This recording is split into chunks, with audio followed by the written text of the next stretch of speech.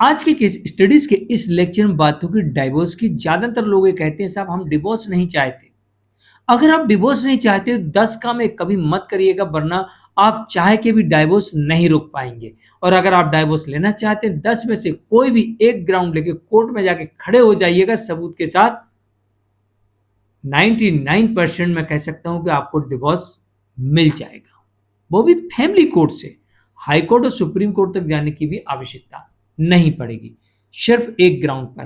तो जो चाहते हैं कि उनके केस में कभी भी डिवोर्स ना हो, वो इन 10 में से कोई भी एक काम ना करें, वरना उनके केस में हो जाएगा डिवोर्स।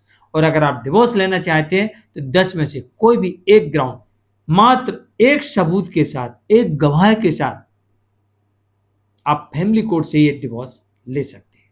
जय जिनेन्द्र, मुकेश जैन। वीडियो को लाइक और शेयर कर दीजिए। और इस तरह के जजमेंट्स का पैकेज पाने के लिए, जिसमें लगभग आपको 200 जजमेंट्स मिलते हैं, यानी किसी जानकारी के लिए दिए गए नंबर पर आप हमें संपर्क कर सकते हैं।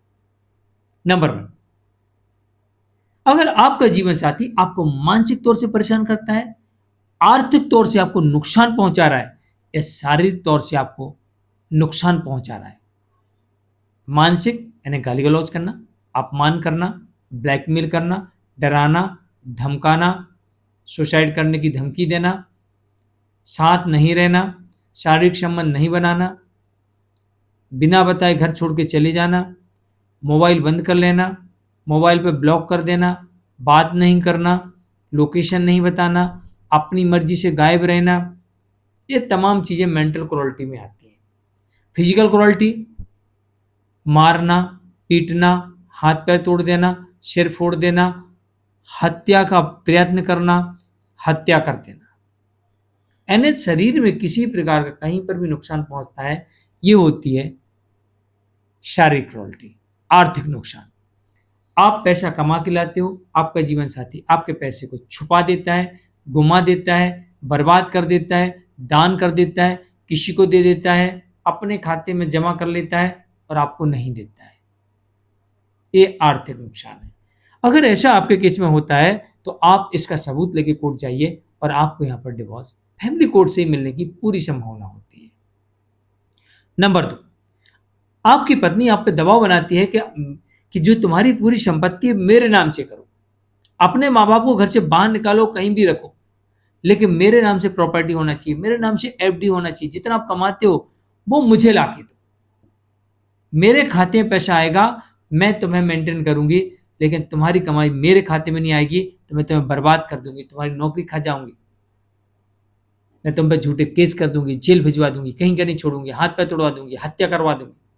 अगर इस तरीके से आपको डराया जाता है, धमकाया जाता है, ब्लैकमेल किया जाता है, परेशान किया जाता है, तो फिर ऐसी परिस्थिति में आप एक सबूत लेकर कोर्ट पहुंच जाइए, और आपको फैमिली कोर्ट से ही डिवोर्स मिल जाएगा। अब ये सबूत वीडियो हो सकता है, चैटिंग हो सकती है, आई विटनेस हो सकता है। नंबर 3,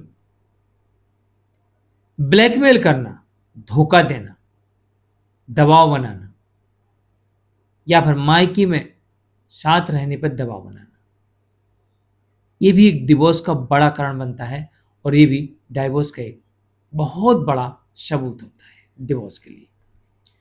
नंबर 4, बिना तलाक दूसरी शादी कर लेना। अभी आपका डिवोर्स नहीं हुआ, दूसरी शादी कर ली, ये भी एक डिवोर्स का कारण बनता है। नंबर 5, अफेयर, लिविंग, अडल्ट्री, ये भी एक बहुत बड़ा डिवोर्स का कारण है। साबित करने के लिए वीडियो, लीगल दस्तावेज, आई विटनेस, किसी एक या तीनों चीज आपके पास है तो तीनों साबित हो जाएगा।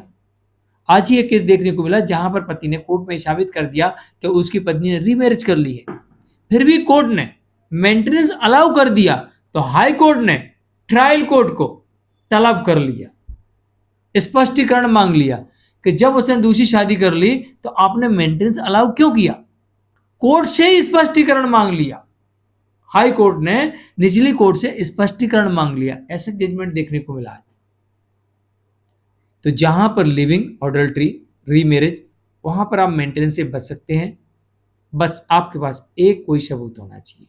इस मामले में पति ने लीगल दस्तावेज कोर्ट के सामने रखा जिससे साबित हो गया कि पत्नी ने दूसरी शादी कर ली, तो कोर्ट मेंटेनेंस नहीं तय कर सकती, लेकिन कोर्ट ने कर दिया तो हाई कोर्ट ने कोर्ट से स्पष्टीकरण मांग लिया। कोई बड़ी कार्रवाई भी हो सकती है जज साहब के ऊपर। नंबर 6, पति या उसके परिवार पर हमला करना, करवाना, अपमान करना, मारपीट करना, अभद्र भाषा का प्रयोग करना, झगड़ा करने की आदत बना लेना, सम्मान नहीं करना, खाना बना के नहीं देना, दवाई नहीं करवाना, समय पे दवा नहीं देना। ऐसे लोग हैं कि जिन्हें जरा सा टेंशन दो तो हार्ट फेल हो सकता है, मर सकते हैं। उन्हें टेंशन देना, कई प्रकार की चीज़ें हो सकती हैं। बस आप एविडेंस लीजिए और सीधे कोर्ट पहुंचिए, फिर देखिए आपके केस में आपको डिवोर्स मिल सकता है। नंबर 7, कुछ और भी ऐसे इश्यूज होते हैं डिवोर्स के लिए, जैसे मुख से दुर्गंध आना, शरीर गलना, ये भी एक डिवोर्स का बड़ा कारण हो सकता है। नंबर 8, कोई गंभीर बीमारी होना, ये भी एक बहुत बड़ा कारण हो सकता है। ऐसी बीमारी जो लाइलाज है, जिसका इलाज नहीं है और साथ रहना संभव नहीं है। नंबर 9, सुहागरात न मनाना, शारीरिक संबंध न बनाना, फिजिकल रिलेशन बनाने से इनकार कर देना, शारीरिक संबंध बनाने में सक्षम ना होना, या फिर जेंडर चेंज करवा लेना, धर्म परिवर्तन करवा लेना, धन परिवर्तन कर लेना, जेंडर चेंज करवा लेना अपनी मर्जी से, ये भी एक डिवोर्स का बहुत बड़ा कारण होता है और इस आधार पर भी आपको डिवोर्स मिल सकता है।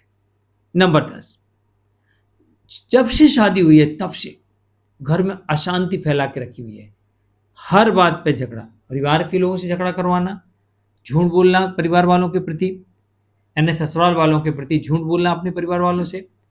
परिवार वाले भी आकर डराते हैं, धमकाते हैं, अपमान करते हैं, मारते हैं, पीटते हैं, झूठी कंप्लेंट करते हैं, झूठे केस करते हैं, झूठी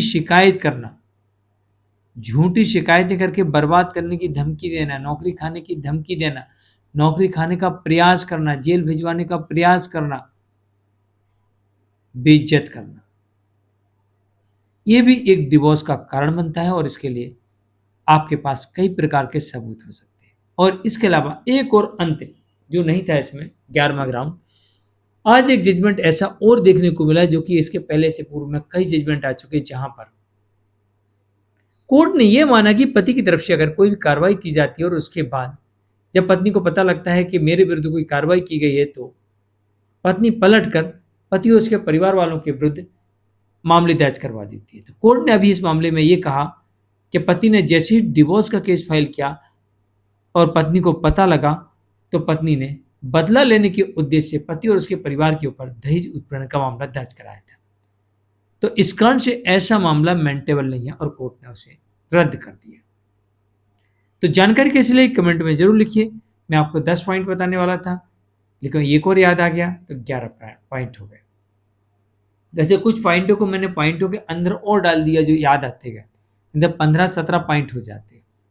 तो आप इन पॉइंटों में से किसी भी एक पॉइंट को आप अपने केस में रख सकते हैं, बशर्ते आपके पास में सबूत होना चाहिए, आई विटनेस होना चाहिए, तभी जाके ये काम करते हैं। हम केस जैन, आज के लिए इतना ही। नमस्कार।